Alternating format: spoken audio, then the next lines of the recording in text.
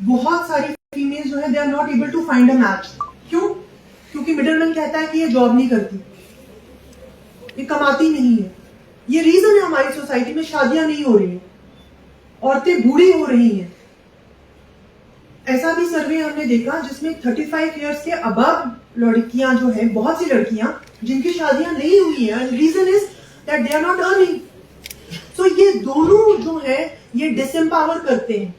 आप ये बोल दीजिए कि आप नहीं काम करेंगे क्योंकि आप लड़की हैं, आप घर से बाहर नहीं निकलेंगे, या आप ये बोलें कि नहीं तुम्हें तो जॉब करनी है, तुम्हें कमाना है, तभी तुम्हारी शादी हो सकती है, तभी तुम सूटेबल हो इस पर्टिकुलर फील्ड के लिए।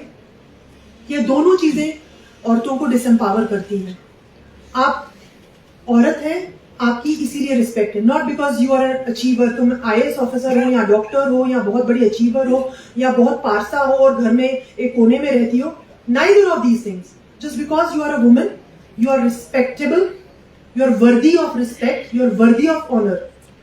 But at the same time, आपको जो अपॉर्चुनिटी मिलनी चाहिए पढ़ाई की या एजुकेशन की या एम्प्लॉयमेंट की या पब्लिक स्पेसेस में अपने व्यूज रखने की या डिसीजन मेकिंग में, you should have a choice. That is what I feel is empowerment.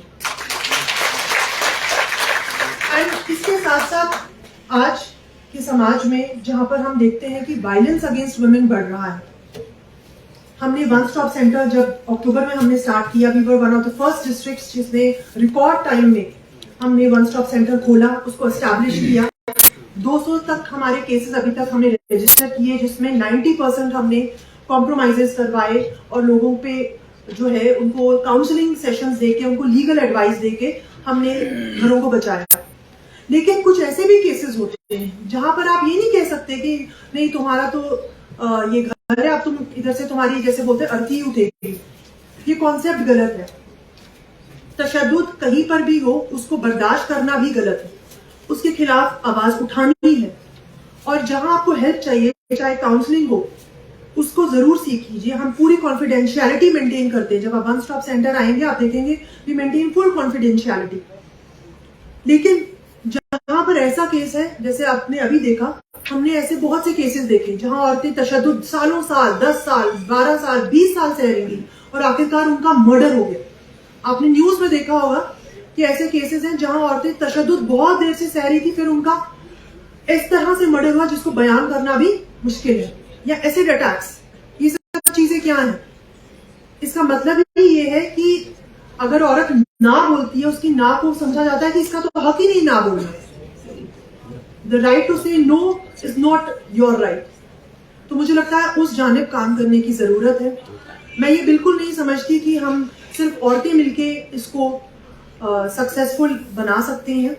हमारे जो भाई हैं, हमारे भाई इसमें बहुत एक कलीदी रोल प्ले कर सकते हैं, क्योंकि बिना औरतों और मर्दों के साथ चले बिना हम इस गोल में कभी भी सक्सेसफुल नहीं हो सकते।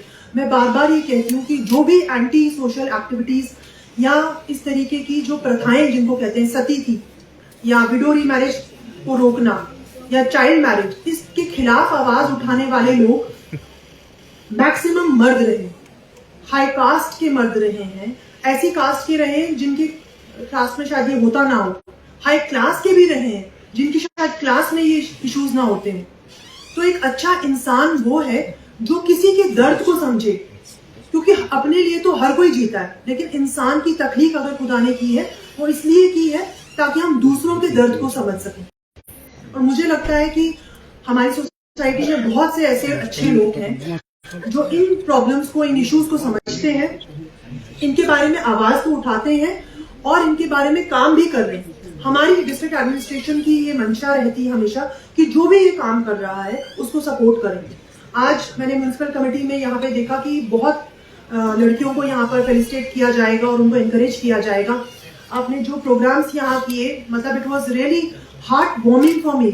मेरे लिए ये टॉपिक है जो बहुत मेरे दिल के करीब है, क्योंकि मैं खुद भी जब से बड़ी हुई हूँ तब से ऐसी सिचुएशंस देखती आई हूँ कि इंसान इवॉल्व करता है विद टाइम। मैंने भी ये समझा कि क्या रोल है औरत का इस दुनिया में। जब हम बोलते हैं एक पसली से पैदा किया गया, तो क्या वो हकीर है उसको एक पसली से पैदा किया गया? क्या वो हकीर है? मुझे नहीं लगता, और मैंने कभी ये चीज नहीं मानी कि वो हकीर है। मैं ये समझती हूँ अगर खुदा ने आपको तख्लीक किया है तो आपके साथ एक पर्पस भेजा है दुनिया में, चाहे आप मर्द हो या औरत हो, आपने उस पर्पस को फुलफिल करना है। और इसके साथ साथ आपने समाज के लिए, सोसाइटी के लिए कुछ अच्छा करके जाना है। क्योंकि अगर आप सिर्फ अपने तक महदूद रहेंगे, आप सिर्फ अपनी ही एक गिर्द घूमते रहेंगे, तो आप कभी भी रियल एम्पावरमेंट नहीं कर सकते। आप दूसरी औरतों को सपोर्ट करें। अगर आपके पास कोई पोजीशन है, अगर आपके पास कोई भी ऐसी जानकारी है, नॉलेज है, स्किल है, you should empower others. That is the message I really want to give you and give all the women here, कि हमें एक दूसरे को सपोर्ट करना चाहिए। और अगर कोई खामियां हैं, जैसे आज उन्होंने देखा कि सास किस तरीके से बात कर रही थी, या उसकी जो सिस्टर इन लॉ, ये रियलिटी है, ये हम रोज देखते हैं। And I am seriously astonished कि हम इस बारे में कुछ करते क्यों नहीं। घरों से ये शुरू होगा। आपकी जो रेवोल्यूशन होता है वो हमेशा इंफिरादी लेवल पे शुरू होता है।